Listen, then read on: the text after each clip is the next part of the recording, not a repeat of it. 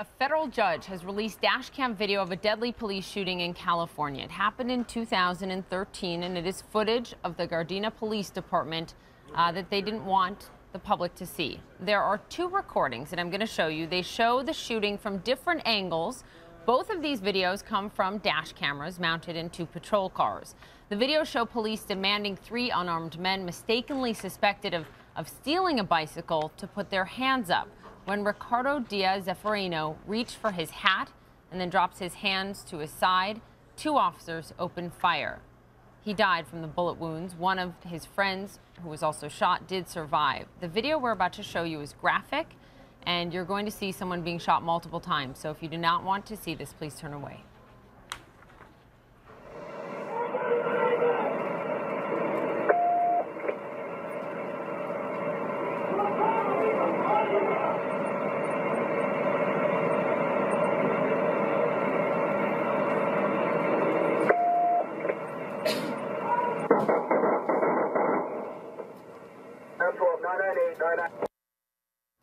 All right, that was one angle of the shooting. Now I want you to see the other angle from the other police dash camera. Again, a warning, this video is disturbing.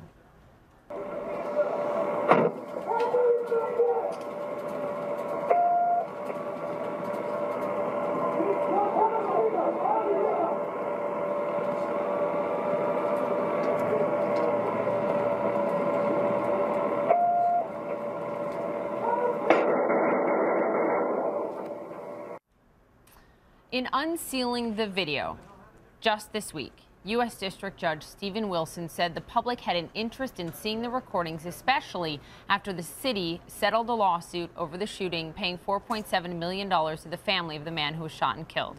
Let's talk about it. Joining me on the phone is Gardena Police Chief Ed Medrano. Thank you for being with me, Chief. Thank you for having me.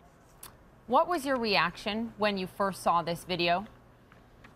I think it's the same reaction most people had. It is shocking to watch, and it's a difficult thing to see, you know, someone being shot very clearly from two angles.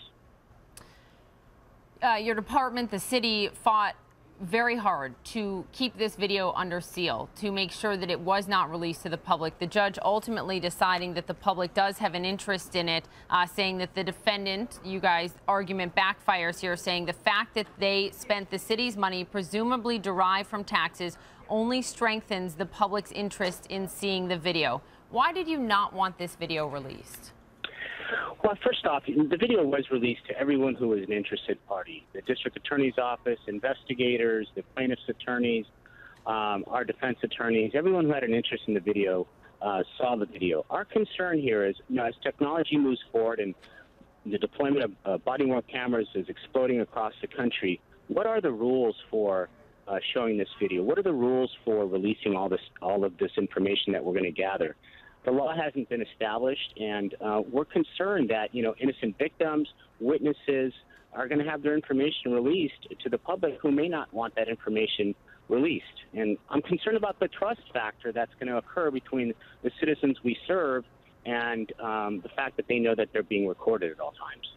Are you also concerned about how your officers will operate if they think every time I do anything, it will and can be released to the public? No, what most people don't know is for 15 years, we've had a mandatory audio recording policy, and over a decade, we've had these cameras in our cars. We're fully supportive of that, and just in fact, last council meeting, we were approved to issue all of our officers body-worn video. I support the use of this video. My concern is how we balance the public's interest to know as well as the privacy interests of the public. And that was the big issue behind our decision to fight this. This case has been going on for 2 years. We knew about it. My community knew about it. We were not trying to hide anything. It's what are the bigger issues here that we have to talk about as a country and law enforcement about what should be released. Chief, do you believe, from watching the video and the multiple angles of it, that these officers followed protocol, that they did what they were supposed to do? This investigation was conducted by outside agencies, the Los Angeles County Sheriff's Department as well as the District Attorney's Office. And those officers had to make split-second decisions, and they acted within policy. Although it's tragic, they were the wrong people. We understand that. But officers don't have a lot of time. These people were suspected of being of robbing someone from their bicycle. That's the information the officers had. And it's unfortunate they were the wrong people, but they have to make decisions in microseconds. So you're saying you do believe that they were justified given the situation. Let me ask you where these officers are now. 2 officers fired upon this man and ultimately killed him. Are they back on the streets? Actually, the justification for that came from the district attorney's office, who rendered the opinion that the shooting was justified, not the Gardena Police Department. And yes, it's actually 3 officers involved, and they are all back on duty.